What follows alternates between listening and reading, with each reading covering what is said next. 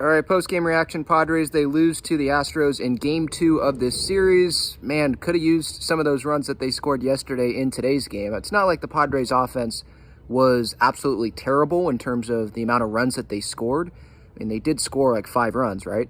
But Seth Lugo just was not good enough. This was one of his worst outings of the year. I mean, I forget what inning it was, but he absolutely imploded. He doesn't even make it through 5 innings in this game. Underdog fantasy pick before the game, I was like, yeah, he'll get through 6, definitely. Take the higher on that. Well, obviously they knew something that I didn't know, because Lugo ends up giving up a bunch of meatballs in that 1 inning.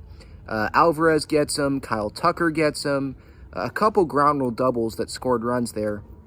And then the Padres offense, when they got down, there was, I think, the 6th inning, bases loaded, 1 out, and then there was a couple pop-ups, so that was a couple opportunities there, big opportunities that were missed.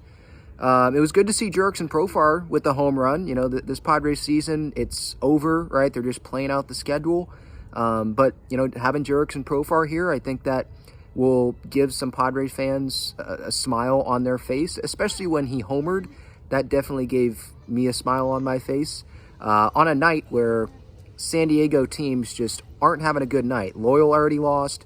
San Diego State's getting crushed by UCLA, making a ton of mistakes there. So I'll talk about that more on the show tomorrow after the series finale.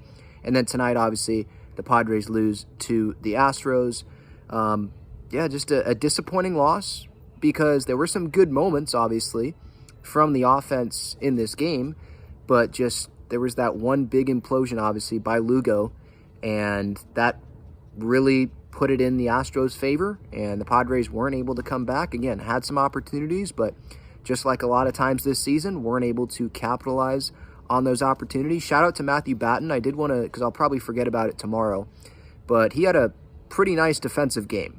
Made a nice stop before a couple runs scored, I believe on the Tucker hit in that inning against Lugo. Stop before that, which I thought maybe would have been huge, but obviously it ended up not really mattering.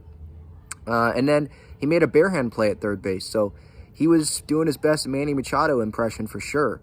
And he's been one of the brighter spots, right, as of late. And now I don't think Padre fans want to hear me talking about Matthew Batten being a bright spot, right? We want to be talking about this team playing well going into October. Like, that's what we thought was going to happen going into this season. But based on where they're at, Matthew Batten, I think he's been playing pretty well with the Padres. So maybe he's working his way into fighting for a roster spot next year for big league spring training going into next year's regular season. And hopefully Profar will be back next year on the bench, because it feels like things are more right, if that makes sense, when Profar is on this roster than when he's not. And I think the Padres could get him on a 1-year cheap contract. Maybe how they could have got Will last year, but Will, obviously, he wanted a starting job, and the Reds gave him that. Now, with Profar, based on this season, maybe he's like, no, I'll just go back to the Padres, because I'm not going to go get a starting job, probably, from another team. Or if I do, it's not going to be on a contending team, so might as well go back to the Padres. But that's more of an off-season thing. We'll see what happens there. But a disappointing loss tonight, and a disappointing night just in San Diego sports all around.